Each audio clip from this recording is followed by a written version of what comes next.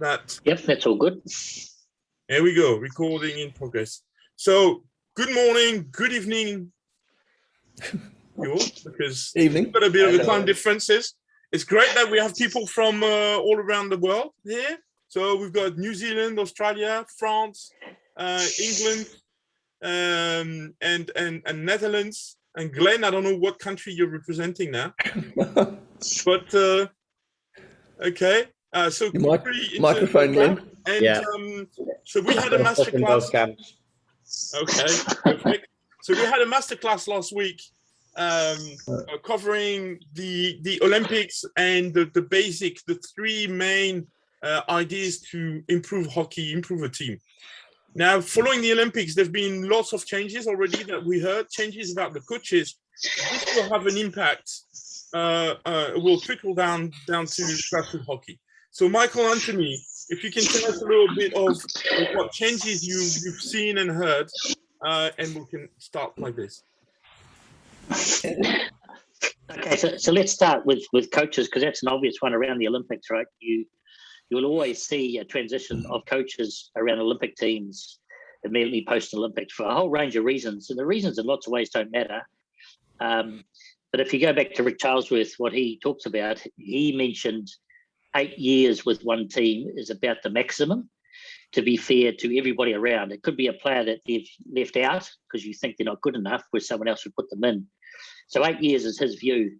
And that's generally right. You do need to change what you're doing on a regular interval, but whatever that is for each team, and it can vary.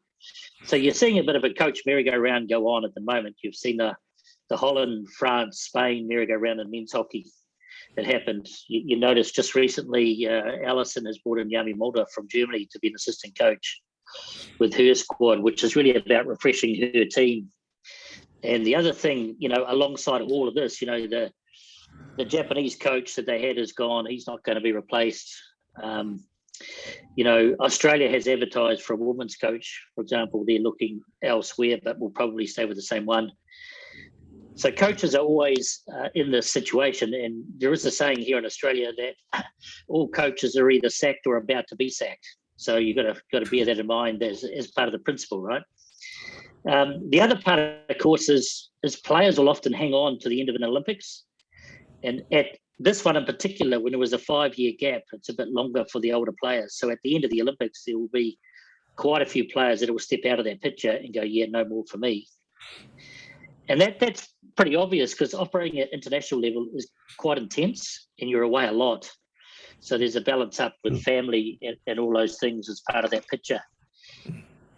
So, there's a lot of stuff there that people have to do in their lives to get on with as part of that whole scenario.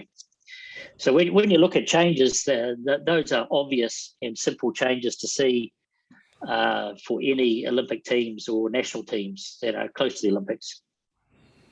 If you filter down from that, you see there's been a transition period for people in key roles in organisations like high performance managers or people of that ilk, with whatever title they happen to have. They might change over. But one of the principles that I've always talked about is when you have an organisation, you have your key roles should change at the same time. Sometimes the CEO, the high performance manager, and the head coach should all be aligned. And if they're not aligned, then you've got problems all the way through, whatever you're doing. It doesn't matter who they are, you're just going to have problems. And so those people are crucial. And if you're looking at changing some of them, you should perhaps change all of them. When you think about it from a pure corporate structure point of view, the chairman of a board is like a big corporate company, the chairman of a board there. So they're going to set the tone and the way your organisation is going to work. So they really then should indicate who the CEO is going to be and who the key roles are going to be. So you'll see a bit of that change happen around as well at this time for the same reasons. And certainly in Australia, CEO and chairman both step down here, and so there's that changeover period. And the president issue with as well. This one, yeah, the issue here is the time frame is short.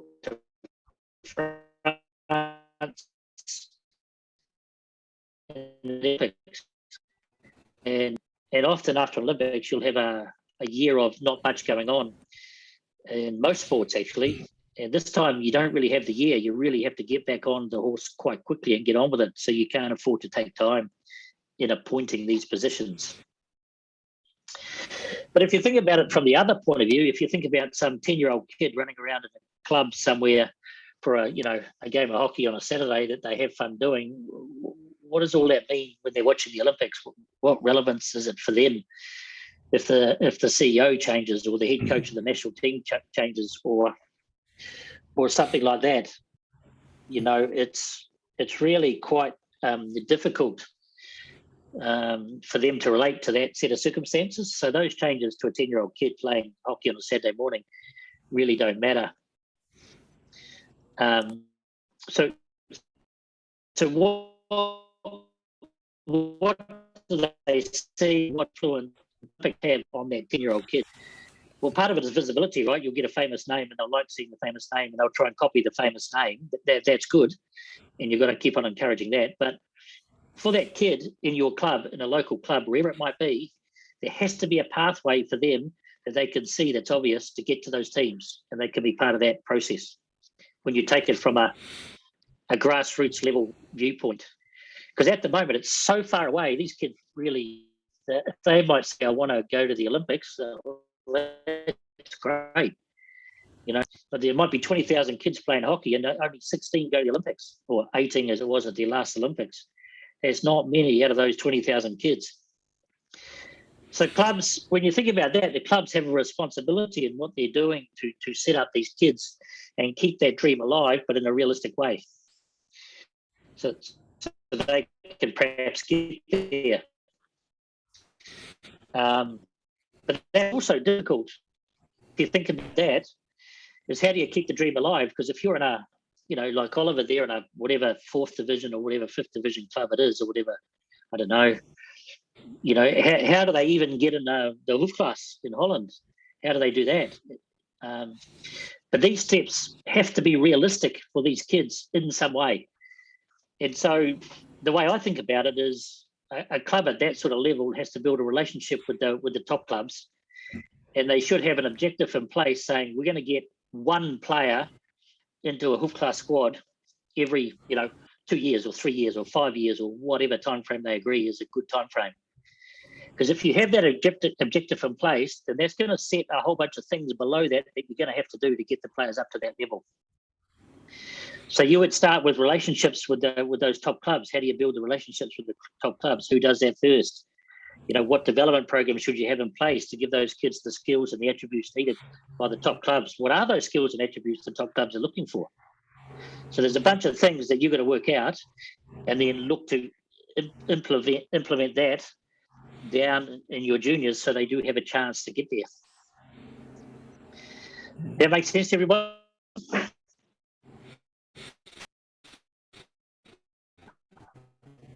And one thing, the Olympics is the most visible time for any sport, especially hockey. So these kids, if they do watch, I want to be like Lucia Aymar, I want to be like Hendricks. You want those heroes, and you want to see if you can engage them in your club at some stage. It might be just to come down for a training session, so that they start to build up I want to be like Lionel Messi. I want a hero, and they can look up to it, because you've got to have these heroes along the way.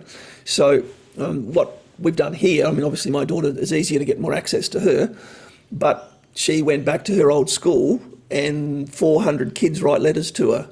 She does video Zooms before and during the Olympics and now afterwards as well. And we've got 160 kids playing hockey, and they all want to be like Caitlin, or they want to be like, Mariah Williams and players like that. So the engagement you do at school level is critical for the building of your club, because those school kids are attached to a club, and we get the coaches from the clubs to help with the school. So we then start to bring backwards and forwards through there. And then the coaches of the club say, well, I think you've got a bit of a future, come and play club hockey. So we get a lot of kids from the schools, especially the private schools. I don't know what it's like in Europe, but in Perth, come from originally, and a lot of players come from private schools. And so, I don't know if they're more intelligent or whatever, but that's where they come from. But that then gets built into the program itself. So, and then we have feeder clubs into the better clubs, because Oliver, you still want to get your team promoted as well. So you don't want to lose these people. Yeah. But the point is, you get easier access then to better people to help you. You saw that girl, Ellen Hoog, when coached a club. It was on YouTube. Yeah. Fantastic. They hadn't won a game for ages, and she's come down after a week. You just don't get Ellen Hoog rocking up. But those are the sort of access that you can get. And you have to build up these hero relationship with kids. That's what they're looking for. So in the UK, half of the guys from the GB team are not from private schools. Okay, so there's definitely that movement. We'll have maybe Joost or Oliver had a question. So maybe Joost, Oliver, or Glenn can tell us how it's happening in the Netherlands. But in France, it's a much shorter circuit. So you go into a club, and if your club goes into the first team, there's not a school or club, small club, big club. There is a club, and you'll usually take the club in your region.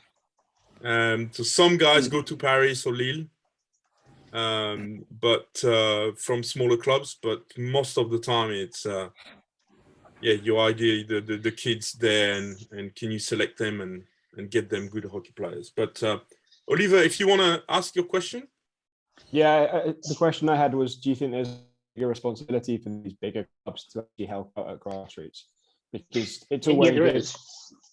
Yeah, it's all well and good like sending the best talent to those clubs, but those clubs also have to develop that talent and give it back. Otherwise, it's just pulling out all of the best players and ruining the small clubs. Yeah, I think you got to look at it from a small club perspective and say our key objective, our role in life, if you like, is to provide players to those top clubs, right? But then part of that expectation, because you've been their junior at your club, is you say to them, we're going to get you back to talk to our club sponsor, and you're going to come back to our junior prize giving. You're going to come back to do a coaching session. And when you come back, you bring one other player or two other players, whatever it might be, and you start building a relationship that way. But it doesn't have to be a nasty process that you put in place. You don't want to put too many burdens on them. But you need to build in an expectation that they'll come back and contribute in some way at some time. And they would generally be happy to do it. And then you've got to develop that over time to be a bigger one. But your relationship has to start at governance level first. Because if the senior people at the big clubs say, no, don't waste your time with that crap, then you're going to really struggle to make anything happen, right? But so if it happens at governance level first and then it filters down through the chain, then it's going to be a two-way street. And you've got to remember there's only a few people play at the top. So people along the way, they'll go and be business people. They'll go and be doctors and nurses or whatever, and they still want to play hockey. So most of them you won't lose. They'll still play club hockey and enjoy themselves, and they'll be good players. But there will be the one or two that filter through, that you don't want to hold them back, but you also want to keep them as this is where you started. Come back and help, and we do that here. Yeah, everyone starts at the bottom. And someone said to me once, you got to make friends on the way up because they're the same people kicking your ass on the way down. So, and trust me, it's so true. Don't be an arsehole on the way up, because on the way down, karma's a bitch. So, as we all know. One of the measurements that I have in any team is what I've been a good citizen, right? So that's whatever you want it to be in your team. But being a good citizen could be something like someone picks up the bag of balls and puts it on a bus without being asked to go pick up a bag of balls. It's being a good citizen. It's worth a lot when you're in a touring scenario to have a good citizen rather than a complete prick around your team. Right? And it is one of the selection criteria, because if they're a prick, you're going to struggle to pick them no matter how good they are, because your whole team will fall apart. Right? So it is a good chain. There'll be good citizens on the way back down, and we'll be prepared to help you out. Yeah. Excellent. You just never know. I'll just say one thing. Go for it. I mean, I coach Westfield Sport high school sports rugby. And we've got this girl, and she's very overweight. She's never going to be an A-grade player. She's never going to play for the state or Australia or whatever, but she just loves playing the game. She'll probably end up being your best administrator that you've ever had for the club, and she'll play 4th division. And you still have to have those kids, and they're great to have. Not everyone's going to play for the country. So you have to help. You know, this kid's going to be a sports administrator. That's what she wants to be, and has such a passion for it, and she will be.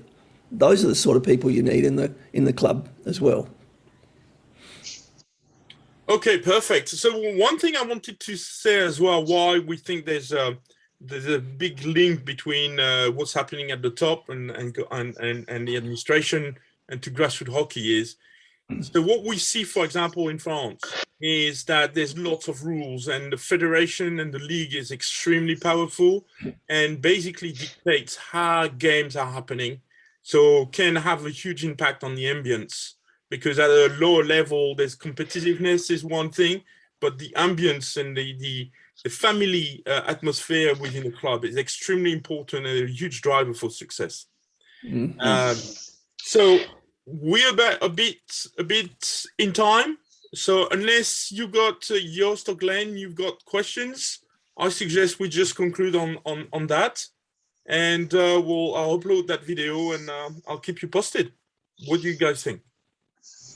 The thing in the Netherlands, there is no school system.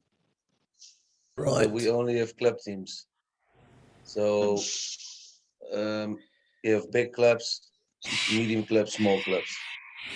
And the thing is, I can tell you how it started, but there are some clubs, they're playing in the highest league, seniors, and they also have the status of best club. So a lot of people from my club and other clubs, and I'm a really big club too, I'm 1,600 people. So, but even at our club, all the good players go to the bigger clubs around. Yeah. It's not because the trainers are better. It's because the field of players where they can play with is better. So yeah. And this is what you've got to start to do. You can manage that a little bit at your club by the relationships that clubs have. But whilst those bigger clubs will always attract players, you can manage it a bit with the relationships you have and then what actions those big clubs take at your club. Because if the big club that's not the biggest comes down to your club and does some stuff, then they're going to be quite visible for your young players. When you're looking for options, they'll be much more visible than what they are now. So if you have the right strategies in place, you can manage that a little bit around where they go. But it's difficult. I realize that. Don't get me wrong. yeah, and the big thing is also the managers of that kind of clubs have a big attitude. Almost every big club has technical directors with an attitude higher than themselves. Oh, you mean Roland? And which one? Altman. But Roland is a head coach, not a technical director of Campbell. Yeah. But that's okay. But the thing is, they also phone people of our clubs. You know, they didn't have a good education at their clubs. If you check out, for example, let's say the Kampong, the girls under 18 team, like 1 year ago, 3 players of their own education, 3, and 11 players outside the club. So why they are good? They are not good. The environment is good. It's good. Yeah. And that's the biggest thing. I think clubs though have to have these things in place as a measurement for success. So for me, success of a club is how many of your young kids, your 5, 6, 7-year-olds, are playing in your first team, irrespective of level. If you don't have a good percentage of those, and you should have an objective in place for each club. And you might be saying it's 80% of the ones at under 18 level come from our club 5, 6, 7-year-olds, and you might say it's 50% in your club first team come from your 5, 6, 7-year-olds. Because if you have this in place, then that sets exactly the target for everybody coaching the 5-year-old on what they've got to do. It sets the details down at that level. And if you don't have that, then you're just going to get big clubs that'll buy in players, and it's not really a success path that's sustainable. Yeah, but I make a new way of success in my head. I feel success when I can give my best players, or when my best players go to other clubs. I feel happy with them because it's also the parents, you know. It's not only the children. The parents Yeah. are also a bit crazy. Yeah. If you every year starts to try to go to that club, okay, whatever. But for me, this is what I want. You have a Yeah. pyramid. The biggest players are gone, and I want to have like this, like Yeah. from the youth on, really good education, the best trainers on my youngsters. Put a lot of money in that, and then we have a more bigger part. So we are not like the highest league, but one behind the highest league. My club is playing with the teams, and we are really good in that. Yeah. If we had Okay. our players, we didn't give good players, good teams. Yep. Okay, Understand. I'm just conscious of time. I'm just going to stop the recording now. So thank you very much. So, guys, join us on coachingstations.com. Okay, we'll put some news. We'll put access to we've got partners. So I put the new Tribaal sticks in the background. You can see them. There's Mosquito. There's Tempest going on as well. We'll see if we can get some other partners because we need to pay the bills at the end. So I'll stop the recording here and we can chat the conversation. But join us on coachingstations.com.